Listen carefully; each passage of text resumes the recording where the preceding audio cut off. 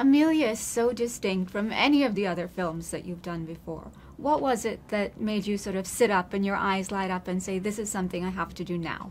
Well, every time I make a film, I try not to repeat myself. It has to be new, it has to be scary, it has to be challenging. And I really wanted to make an epic tale about the epic life of this woman who refused to give up her fairly insane dream of flying around the world in the 20s and 30s, in a way, a dream that not many people had, and also one that she achieved, tragically or otherwise. And what was interesting to me about her was that she had because there are 16 hours of newsreels that exist on the real Amelia, and I studied them before I could ever accept such a film.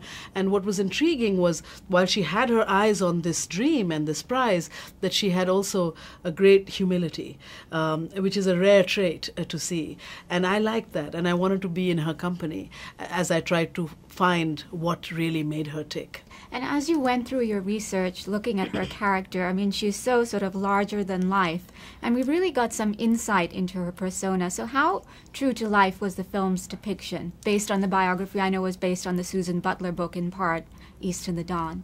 Well, Anna Hamilton Fellon, the writer, is a real devotee of Amelia. She even owns some of Amelia's fashion and her luggage. And she's really been inspired by Amelia since she was a little girl. And so for us, it was very important to find the flesh and blood behind the enigma.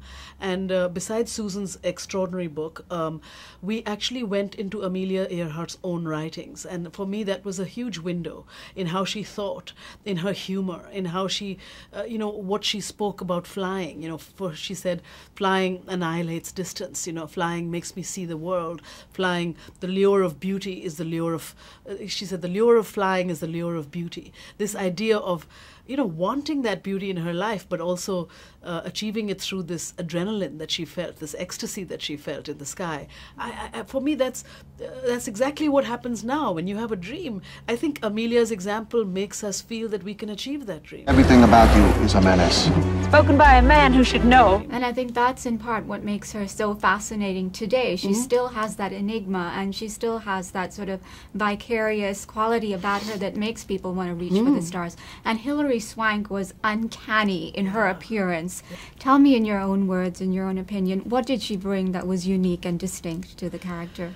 Well, Hilary is a consummate actor, we all know that, but she spends weeks really in the process of finding who the character is that she's playing, and it is quite interesting and iconic to play someone who has lived, who people know about. So Hilary was very sure, as I was too, to really go to the authentic source as much as we could.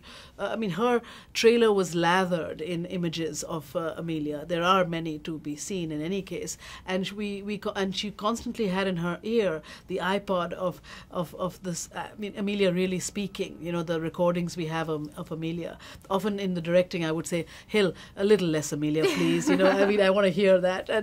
But the beautiful thing about Hilary is that she takes all this accoutrement, the freckles, the hair, the burnished skin, the jodhpurs, all of that, but then it becomes just part and parcel of her. It's not something that she aspires to become Amelia. She is Amelia. It's bizarre and beautiful, and of course she's an actor, so it's about fine-tuning such an extraordinary actor. So Amelia was always known to be not hysterical, self-possessed, even in the act of crisis, in a moment, and Hill would play her that way, but also we would, go much further, because to imagine that you're seeing your own death is a very terrifying thing. And to see it sort of culminate on the big screen in this way, and to hear so much positive buzz about this film. The early word is it's award bound.